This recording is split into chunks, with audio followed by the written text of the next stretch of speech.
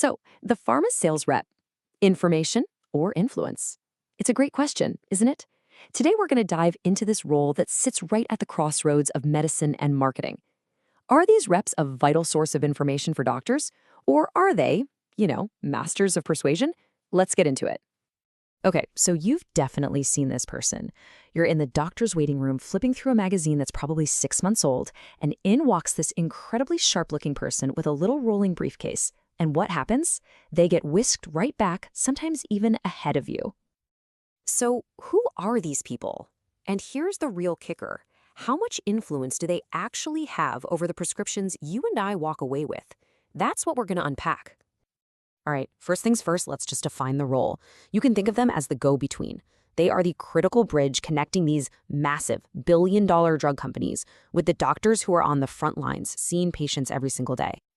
The official title is usually medical representative, or just MR for short. Their job is really a mix of a few things, part marketing, part sales, and a big part education. They're the face of their company, responsible for explaining everything about a new drug, from its benefits to exactly how to use it. And let's be clear, their objectives are crystal clear. It's about driving business. That means drumming up demand for drugs that are already out there, launching new ones, making sure the local pharmacy is always stocked, and this is the big one, getting doctors to actually write those prescriptions. So how do they do all that? Well, let's take a peek inside their playbook and look at the actual tools and methods they use every day. A huge part of the job boils down to two key acronyms, RCPA and POB. RCPA is all about market intelligence. The rep goes into a pharmacy and literally audits the prescriptions to see which doctors are prescribing which drugs. It's like being a detective. Then there's POB, which is just them taking new orders from the pharmacist to restock the shelves. It's this constant cycle. Gather data, restock the product. And here's what one of those forms actually looks like. This is an RCPA form. Reps use these to track everything, the company's brands, the competitor's brands, and even the doctor who prescribed it. This gives them a real-time, ground-level view of the market. The level of detail that goes into their presentation is pretty striking. It's not just what they say, it's how they look and act. The guidelines are so specific. Formal, ironed clothes, polished shoes. And the body language? Stand straight, maintain eye contact, keep a smile on your face. Every little detail is managed to build that sense of rapport and trust. But here's the thing. All that polish and preparation isn't just for one person. The job is actually way more complex than you might think. A good rep is really managing a whole triangle of key customers.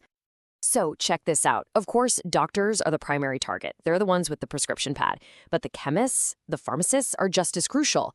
That's where the reps get their data and place their orders. And then you have the wholesalers, the ones who actually fulfill those orders and get the drugs to the pharmacy. A really successful rep has to be a master at juggling all three of these relationships. And this brings us right to the heart of the whole debate. Where is that line? Where does providing helpful information stop? And where does undue persuasion begin? This is where the role gets really controversial. Let's just start with the sheer scale of this. In the US alone, pharmaceutical companies spend around $5 billion a year just on their sales reps. That is an enormous investment. And it definitely makes you wonder about the kind of return they're expecting. So what does that investment look like on the ground? Well, it can be small things, like the branded pens and notepads you see everywhere. But it often scales up to free dinners, tickets to shows or sporting events, and a never-ending supply of free drug samples. And at the very high end, we're talking about paid consulting gigs, speaking fees, and even all-expense paid trips to resort destinations.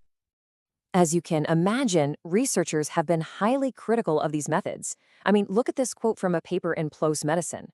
It says, "Seduction appear to be a deliberate industry strategy."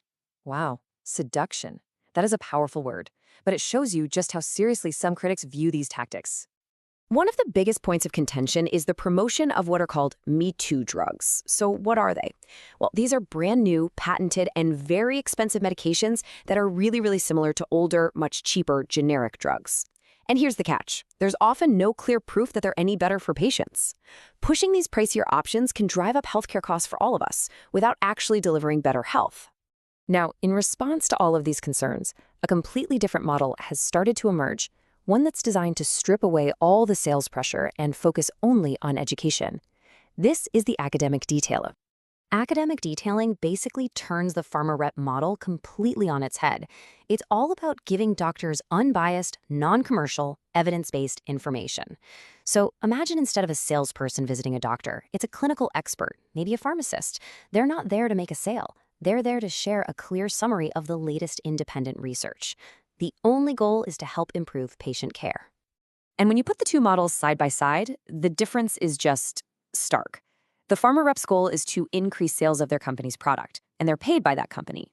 The academic detailer's goal is to help the doctor make the best possible decision using neutral information, and they're usually funded by non-commercial groups like a university or the government. And this isn't just some theory. This is a real thing. Organizations like the National Resource Center for Academic Detailing, or NARCAD, exist specifically to train and support this education-first approach in healthcare. So we've seen two very different models. One is driven by sales, the other by pure education. The answer to our big question probably lies somewhere in the middle. But it leaves us with one final thought, right? The next time you get a prescription, it's worth asking, what forces helped put that specific piece of paper in your hand?